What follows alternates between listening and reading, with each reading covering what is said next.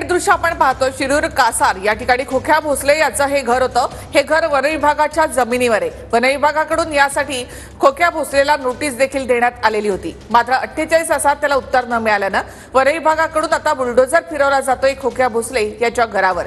तरी थेट दृश्य आपण या ठिकाणी पाहतोय। पोलिसांचा मोठा फौजफाटा घेऊन वन विभागाचे अधिकारी या ठिकाणी दाखल झालेत। जेसीबी आणण्यात आलेला आहे, ट्रॅक्टर या ठिकाणी आणण्यात आलेला आहे आणि खोक्या भोसलेचं हे ग्लास हाऊस या ठिकाणी या ग्लास हाऊसवर बुलडोझर फिरवला जाणार आहे। या घराच्या बाहेर भारतीय जनता पक्ष प्रदेश युवा अध्यक्ष असं यावर लिहिण्यात आलेलं आहे। तर दुसऱ्या बाजूला आहे आय लव्ह माय होम आणि वरती आईवडिलांचा आशीर्वाद असं खोक्या भोसले याच्या घरावर लिहिण्यात आलं होतं। घरामधून काही सामान जे आहे ते बाहेर काढण्यात आलेलं आहे। आपण पाहिलं सिलेंडर बाहेर काढण्यात आलंय, गॅसची शेगडी तसंच इतर सामान जे आहे म्हणजे भांडी वगैरे जे ती देखील बाहेर काढण्यात आलेली आहे।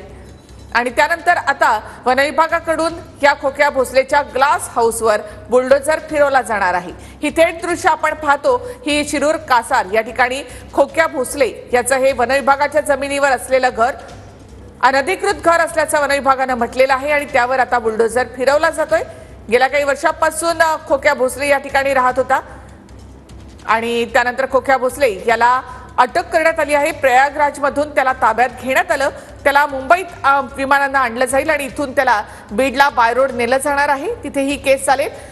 आपले प्रतिनिधी या ठिकाणी पोहोचलेले आहेत, जे तिथली माहिती देत आहेत। मात्र खोक्या भोसलेच्या घरातून सध्या सगळं सामान जे आहे ते बाहेर काढलं जाते आणि त्यानंतर या घरावर बुलडोझर फिरवला जाणार आहे। खोक्या भोसले हा सुरेश धस यांचा कार्यकर्ता आहे। त्यानंतर कार्यकर्ता असला तरी चूक केली असेल तर कारवाई कराच असं सुरेश धस यांनी म्हटलेलं होतं। वन विभागाकडून पहिली नोटीस जारी झाल्यानंतर आता कारवाई केली जाते। त्याचबरोबर खोक्या भोसले याच्या घरातून याआधी झाडाझडतीमध्ये सुकलेलं मांस ताब्यात घेण्यात आलं होतं। 600 ग्रॅम गांजा देखील पोलिसांनी ताब्यात घेतलेला होता। अन्य काही मारहाणीचे गुन्हे त्याच्यावर दाखल आहेत।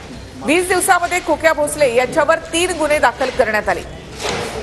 तर आजच खोक्या भोसलेला बीडमध्ये आणलं जाते आणि त्याच वेळेला वन विभागाकडून त्याच्या या घरावर बुलडोझर फिरवला जातोय।